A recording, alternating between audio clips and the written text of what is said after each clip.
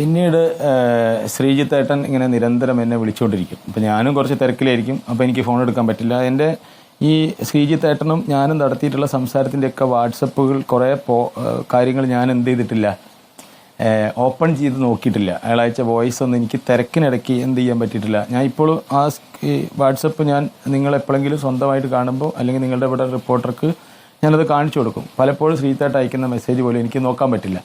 അപ്പോൾ ശ്രീജിത്തേട്ടൻ എന്നെ വിളിച്ച് പറയും, നിങ്ങൾ എന്നെ അവോയ്ഡ് ചെയ്യാണ്, നിങ്ങൾ തീരെ പരിഗണിക്കുന്നില്ല എന്നൊക്കെ ശ്രീജിത്തേട്ടൻ പറയും. മെമ്പർ ശ്രീജിത്തേട്ടൻ നിങ്ങൾ വിഷമിക്കേണ്ട. അങ്ങനെ ഈ ശ്രീജിത്തേട്ടൻ എന്ന് പറയുന്ന അവരുടെ ഒരു സ്വകാര്യ ജീവിതത്തിലേക്ക് നമ്മളിങ്ങനെ പരസ്യമായിട്ട് കടന്നു പോകാൻ പാടില്ലല്ലോ.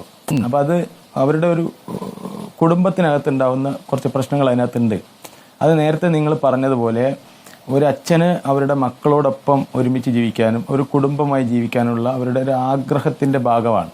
അപ്പോൾ അതിൻ്റെ ഭാഗമായിട്ട് ശ്രീജിത്തേട്ടൻ എനിക്ക് വളരെ വിഷമത്തോടു കൂടി വളരെ പ്രയാസകരമായിട്ട് അയച്ചിട്ടുള്ള വോയിസൊക്കെ എൻ്റെ അടുത്ത്, അതെൻ്റെ പേഴ്സണലായിട്ടുള്ള കാര്യമാണ്. പക്ഷെ അത് നമുക്ക് ഈ ചാനലിനകത്ത് പറയുമ്പോൾ അവരുടെ കുട്ടികൾക്കും അവരുടെ കുടുംബത്തിനൊക്കെ ഉണ്ടാകുന്ന പ്രയാസമുണ്ട്. അതുകൊണ്ടാണ് ഞാൻ അതെന്ത് ചെയ്യാത്തത്, പബ്ലിഷ് ചെയ്യാൻ മടിക്കുന്നത്. അത് ശരിയല്ല എന്നുള്ള അഭിപ്രായത്തിലാണ് ഞാൻ നിൽക്കുന്നത്. ആ സ്വകാര്യതയിലേക്ക് നമുക്ക് കടക്കണ്ട, അത് നമ്മുടെ വിഷയവുമല്ലല്ലോ പ്രമോദ്. അപ്പൊ പ്രമോദ് ആവശ്യപ്പെട്ടത് കത്ത് തരാൻ മാത്രമാണ്. പ്രമോദ് പണം ആവശ്യപ്പെട്ടിട്ടില്ല ശ്രീജിത്തിനോട്.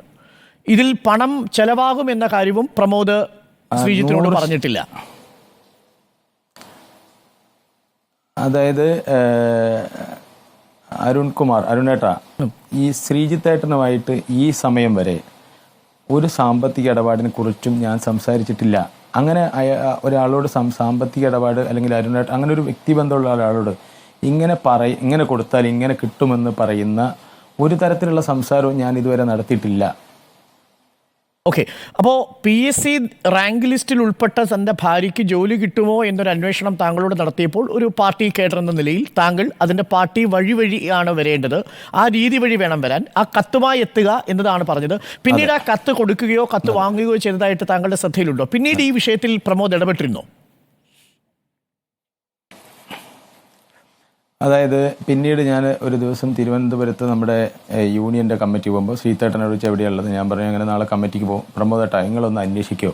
അപ്പോൾ ഞാൻ പറഞ്ഞു, ശ്രീത്തേട്ടാ അതിങ്ങനെ അന്വേഷിച്ചിട്ട് ചെയ്യേണ്ട കാര്യമല്ല, ഇതിനൊരു ഒരു ഒരു ഒരു പ്രൊസീജിയർ ഉണ്ട്, ആ സമയമാകുമ്പോൾ നിങ്ങൾക്കറിയാം. അതല്ല പ്രമോദേട്ടാ, അതായത് അപ്പോഴേക്കും ഇവരുടെ ഒരു ഫാമിലിയുടെ അവസ്ഥ കുറച്ചും കൂടി സങ്കീർണമായിരുന്നു. കാരണം അതൊരു വേറെ റൂട്ടിലാണ്. അപ്പോൾ ഞാൻ പറഞ്ഞു സമാധാനിക്കും. അപ്പോൾ ഇയാൾ എന്നെ വിളിക്കും, ട്രെയിനിന് മുമ്പ് വിളിക്കും, അവിടെ എത്തി എന്നൊക്കെ പറഞ്ഞ് വിളിക്കും. അപ്പം ഞാൻ എന്ത് ചെയ്തു, ഈ പറഞ്ഞ ആരോഗ്യവകുപ്പ് മന്ത്രിയുടെ ഓഫീസിൻ്റെ അടുത്ത് പോയി ഈ ശ്രീജിത്തേട്ടനെ ബോധ്യപ്പെടുത്താൻ വേണ്ടി അവിടെ ചോദിച്ചു. അപ്പോൾ അവിടുത്തെ അയാൾ എന്നോട് പറഞ്ഞു, ഇത് PSC റാങ്കുമായി ബന്ധപ്പെട്ട കാര്യമാണ്, ഇവിടേക്ക് അതിനകത്ത് റോളില്ല, അപ്പോൾ അതുകൊണ്ട് നിങ്ങൾ ഇവിടെ പറഞ്ഞിട്ട് കാര്യമില്ല എന്ന് പറഞ്ഞു.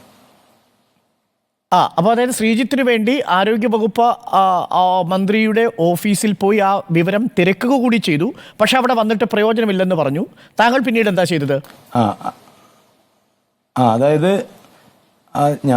അത് പിന്നെ ഞാൻ തിരുത്തി പോന്നു. അപ്പം തിരിച്ചു തോന്നതിൻ്റെ അടുത്ത ദിവസം ശ്രീജിത്തേട്ടൻ വളരെ വൈകാരികമായിട്ട് എനിക്കൊരു മെസ്സേജ് അയച്ചു. വളരെ വിഷമത്തോട് കൂടിയിട്ട് ഒരു മെസ്സേജ് അയച്ചു. ആ മെസ്സേജിൻ്റെ കുറച്ച് ഭാഗം അപ്പോൾ കൂടി കഴിയുമ്പോൾ ഇതിനകത്ത് എന്താണ് ഉണ്ടായിട്ടുള്ളത് എന്നുള്ളത് ഈ നമ്മുടെ സമൂഹത്തിന് മനസ്സിലാവും.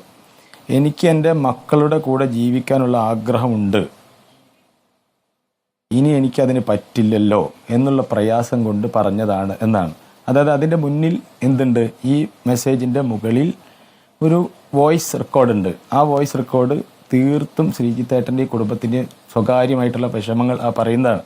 അതിൻ്റെ തൊട്ട താഴെ ഞാൻ എൻ്റെ ഒരു വോയിസും കൂടി അയച്ചിട്ടുണ്ട്. ആ വോയിസ് അയച്ചത് അയാളെ സമാധാനിപ്പിക്കുന്നതാണ്, കാര്യങ്ങൾ പറഞ്ഞിട്ട്. അതിൻ്റെ തൊട്ട താഴെ ഈ അങ്ങനെ പറഞ്ഞത് എന്തിനാണ്, നിങ്ങൾ എന്തിനു വിഷമിക്കുന്നു എന്ന് ചോദിച്ചതിന് ശ്രീജിത്തേട്ടൻ എനിക്ക് എൻ്റെ മക്കളുടെ കൂടെ ജീവിക്കാനുള്ള ആഗ്രഹമുണ്ട്, എനിക്ക് അത് പറ്റില്ലല്ലോ, പ്രയാസമായല്ലോ എന്ന് ഒരു രക്ഷിതാവ്, എൻ്റെ സുഹൃത്തിൻ്റെ വിഷമം അയാൾ എഴുതി എൻ്റെ വാട്സപ്പിൽ അയച്ചിട്ടുണ്ട്.